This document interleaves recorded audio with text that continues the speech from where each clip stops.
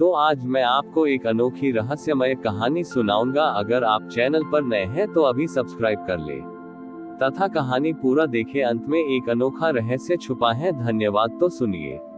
बहुत पुरानी बात है। पर्वतराज हिमालय की एक रहस्यमयी घाटी में बकुला नामक एक वृद्ध महिला रहती थी।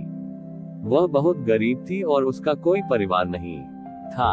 बकुला मिट्टी के छोटे छोटे दिए बनाती थी, लेकिन उसकी एक विशेषता थी। वह जब भी दिया बनाती, उसके मुख पर निरंतर महादेव का नाम होता था। वह उन दियों को बाजार में नहीं बेचती थी, बल्कि गांव के सबसे उपेक्षित और अंधेरे कोनों में चुपचाप जला आती थी, ताकि राहगीरों को ठोकर न लगे। उसी गांव में एक बहुत बड़ा पंडित रहता था, जिसे अपनी पूजा पाठ की शुद्धता पर बहुत गर्व था। वह रोज स्वर्ण के पात्रों में गंगाजल और पंचामृत लेकर शिव मंदिर जाता था। एक बार गांव में एक भीषण आंधी आए और मंदिर का मुख्य द्वार एक भारी चट्टान गिरने से बंद हो गया। गांव के लोगों ने बहुत कोशिश की, पर वह चट्टान टस से मस नहीं हुई। पंडित जी ने कहा, यह महादेव का कोप है। जब तक कोई महाज्ञानी सहस्त्र चंडी पाठ नहीं करेगा, ये द्वार नहीं खुलेगा। महीनों बीत गए, मंदिर बंद रहा और लोग बाहर से ही माथा टेक कर चले जाते। बकुला ये सब देख रही थी। एक रात, जब पूरी दुनिया सो रही थी, बकुला अपनी लाठी टेकते हुए उस बंद द्वार के पास पहुंची। उसके पास न तो स्वर्ण के पात्र थे और न ही मंत्रों का ज्ञान। उसने मिट्टी का एक छोटा सा टेढ़ा मेढ़ा दिया जलाया और उसे उस भारी चट्टान के पास रख दिया। उसने आंसू भरी आंखों से कहा, हे त्रिपुरारी, मैं अनपढ़ हूँ, मुझे पूजा की विधि नहीं पता, पर मेरे गांव के लोग आपके दर्शन के बिना दुखी हैं। ये छोटा सा प्रयास आपके चरणों में समर्पित है। तभी एक अद्भुत घटना घटी। उस छोटे से मिट्टी के दिए की लौ अचानक बढ़ने लगी। वह लौ आग की तरह नहीं, बल्कि चंद्रमा की शीतलता की तरह प्रकाश फैला रही थी।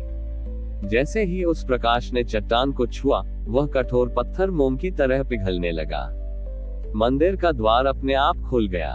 अंदर साक्षात महादेव लिंग रूप में सुशोभित थे, और आश्चर्य की बात यह थी कि उनके ऊपर चढ़ाए गए सोने के आभूषण गायब थे, बल्कि उनका पूरा विग्रह उसी साधारण मिट्टी से लिपटा हुआ था, जिसे बकुला अपने दिए बनाने के लिए उपयोग करती थी।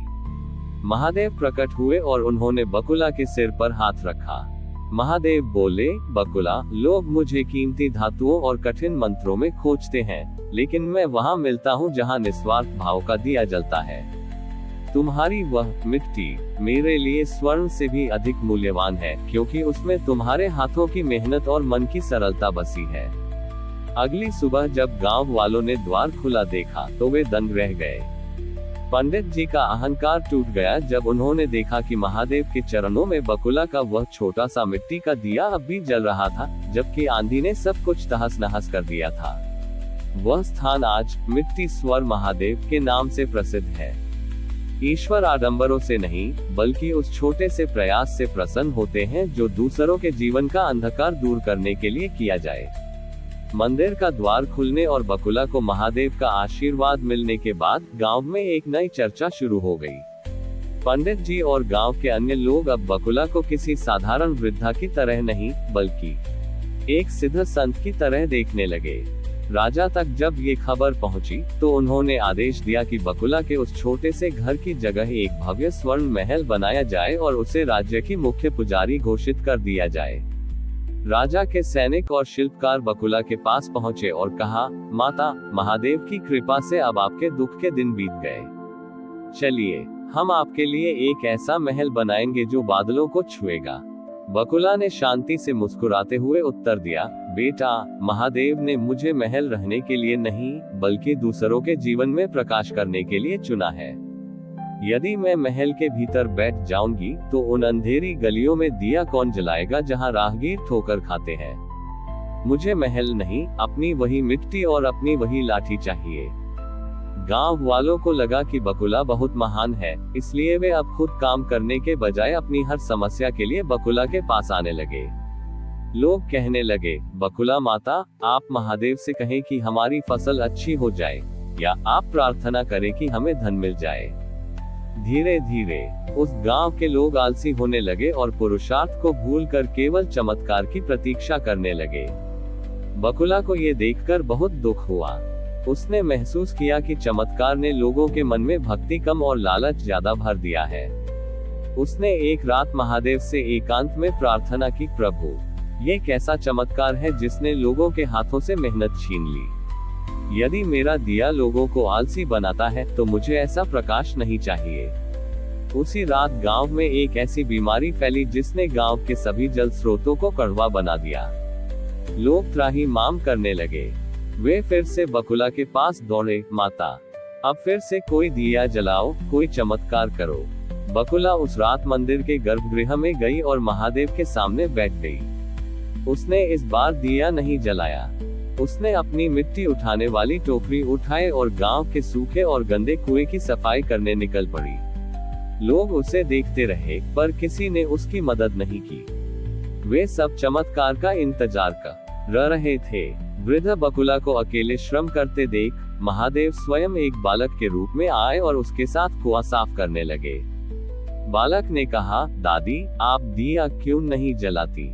उससे तो सब ठीक हो जाता था। बकुला ने कहा, बेटा, प्रकाश केवल रास्ता दिखाने के लिए होता है, रास्ता चलना तो हमें खुद पड़ता है। महादेव ने मुझे शक्ति दी है कि मैं कर्म करूं, न कि केवल हाथ जोड़कर चमत्कार मांगूं। जैसे ही बकुला के पसीने की एक बूंद उस कुएं की मिट्टी में गिरी, कुआं शीतल और मीठे जल से भर गया। उस बालक ने अचानक अपना असली रूप दिखाया। वे महादेव थे।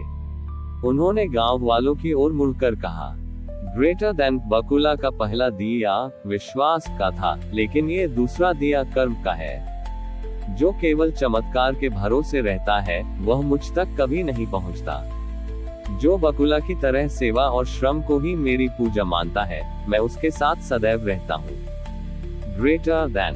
गांव के लोगों की आंखें खुल गईं। उन्होंने समझ लिया कि भक्ति केवल हाथ जोड़ने में नहीं, बल्कि अपने कर्तव्य को निष्ठा से निभाने में है। बकुला ने अपनी अंतिम सांस तक गलियों में दिए जलाए और मिट्टी के बर्तन बनाए, पर उसने कभी भी अपनी भक्ति का सौदा सुख सुविधाओं से नहीं किया। कहते हैं कि आज भी मिट्टी स्वर महादेव के मंदिर में जल चढ़ाने से पहले भक्तों को मंदिर के रास्ते की सफाई करनी पड़ती है, क्योंकि महादेव ने सिखाया कि सेवा ही सबसे बड़ी सुंगत है जो ईश्वर तक पहुंचती है। ईश्वर हमें रास्ता दिखा सकते हैं, लेकिन उस रास्ते पर चलने का पुरुषार्थ हमें स्वयं करना होता है। सच्ची भक्ति आलस्य नहीं, बल्कि निरंतर सेवा और कर्म है। हमारी और भी आध्यात्मिक एवं अनोखी कहानियां देखने के लिए हमारे चैनल पर जाएं तथा धार्मिक एवं पौराणिक अनोखी कहानियां हमारे चैनल पर है। कृपया जाके देखें तथा हमारे चैनल को सब्सक्राइब करके रखें और वीडियो लाइक जरूर करें। धन्यवाद।